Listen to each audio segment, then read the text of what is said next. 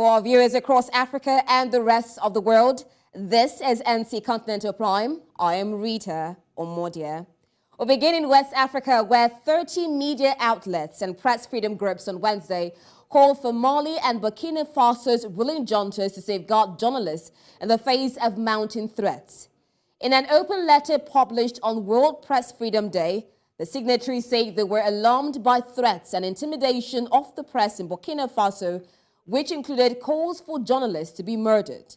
They also cited the suspension of French international media, including France 24 and Radio France International, RFI, and the expulsion of correspondents from the French newspaper Libération and Le Monde.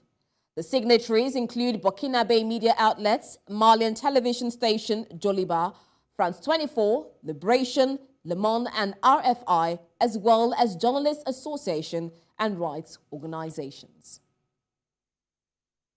Meanwhile, the calls for press freedom across the world, but particularly in Africa, are getting even louder. In many countries, the voice of the media has been stifled, thus limiting the amount of information made available. This year, the United Nations is pushing for freedom of the press to be the drive of all other human rights and to aid democracy worldwide. News Centro's Bernard Akede tells us more in this report.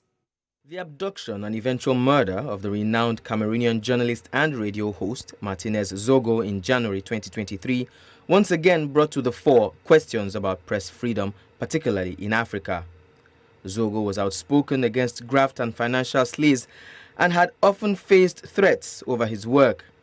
Such threats from powerful individuals, organizations, and even sometimes governments have put gags on certain journalists and media houses, restricting their freedom to do proper journalistic work. I'm pressed now. Look at it. I'm walking now. I'm pressed.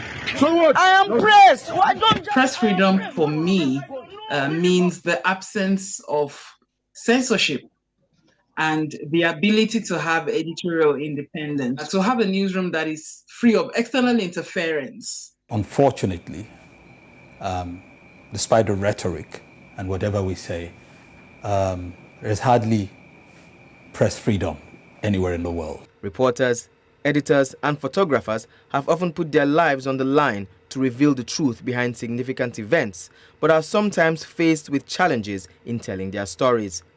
The popular saying, "He who pays the piper calls the tune," is oftentimes one of such challenges faced. The bulk of advertising money comes from politics, it comes from government, and then the next thing it comes from telcos and multinationals, and some of these businesses are heavily invested in government patronage. So that is one of the problems we're facing. But then again, we can also separate it. If we crack the funding problem in African media or in Nigerian media, we definitely will go a long way in terms of press freedom. Even new media has not been spared. Several countries, especially in Africa, have at some point witnessed a partial or total shutdown of social media, an act that has further limited the freedom of the press.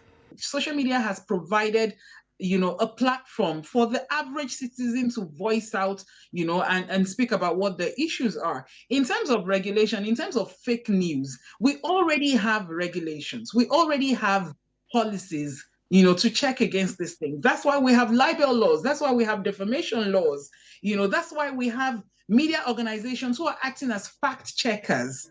For it to work well in the media space, there has to be, I think, two major things. One, a willingness on the part of the leadership of a country or a society to understand that even though they might get some rebuke in the telling of a story, when that story is true, the bigger picture is such that there is an incentive for progress. The 30th anniversary of World Press Freedom Day, celebrated this year, emphasizes the crucial role of press freedom and independence and diverse media as fundamental to the enjoyment of all human rights.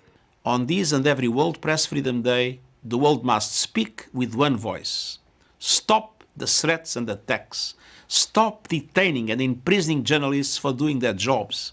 Stop the lies and disinformation. Stop targeting truth and truth tellers. As journalists stand up for truth, the world stands up with them.